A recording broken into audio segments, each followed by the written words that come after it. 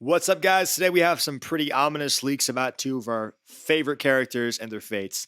And let's just say it's not looking good for these guys. Now let's talk about Papa Varga first. The synopsis for the next episode, Fun and Games, suggests that Mike will take care of loose ends in New Mexico while Gus meets with the bosses down south.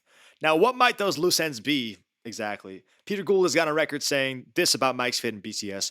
Mike goes as dark as it is possible for Mike Ehrmantraut to go. So we know that he'll definitely be adding a couple more bodies to his kill count before the show ends. And as if that isn't enough, a casting leak from Facebook indicates the following. It looks like Papa Varga will be making an appearance in future episodes.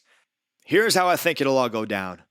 Gus will somehow convince Eladio to give him control over the northern territories, and back up north in New Mexico, circumstances will arise where Mike is forced to kill Papa Varga. Maybe Hector tries to torture him for information, and Mike has no choice but to cap him to save the operation. Now, another theory brought up by our friend A Certain Fish is that the Kettlemans might be the loose ends mentioned in the description. After all, they know about the shit that Jimmy and Kim pulled on Howard, and we're about to see him again, given that Saul will end up taking their Statue of Liberty. One more piece of information is that in a recent commercial, Ice Station Zebra Associates was mentioned, and this is Saul Goodman's tax company in Breaking Bad. So if you ask me, I see it going down two ways. Either these guys stay behind the scenes with Kim and run Ice Station Zebra Associates, or Mike just goes to him and caps him because even though they're not in the game, again, they know too much about the operation. Now let's talk about Saul's better half, Kim WEXLER. We know that her fate will be decided in Monday's episode because of this. Looks like the creators have been leaving little hints here and there about the deaths of previous characters. Shout out to our guy A Certain Fish for finding this info first. A Certain Fish, you're the best. Nacho's death was foreshadowed in this image right here. Notice the one domino has the number 6 on it and the other has number 3. Nacho's death was in season 6, episode 3. On to Howard. Look at him grabbing this with the number 7. Howard's death was in season 6, episode 7. Lastly, Lalo is standing in front of a sign labeled 6-8, and Lalo, as you probably know by now, got capped by Gus at the end of season 6, episode 8. Why am I telling you all this? Well, because as you can see right here, Kim has a very similar shot in front of the 609 sign. The difference is that there's an arrow there as well on the bottom.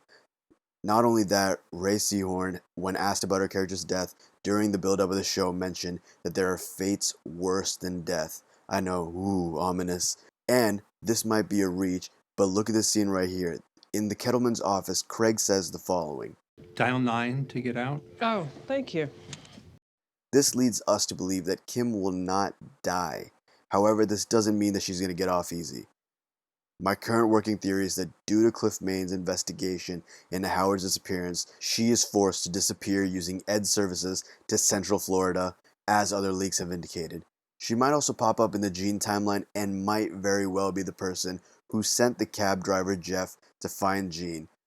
People are saying that's not going to be the case since Jeff is just an extortionist, but who knows, if this turns out to be true, I will be having the last laugh.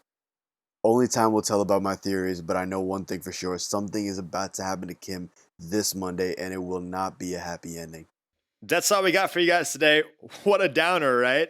Let us know what you guys think of these theories by leaving a comment in the comments. Until next time, see ya.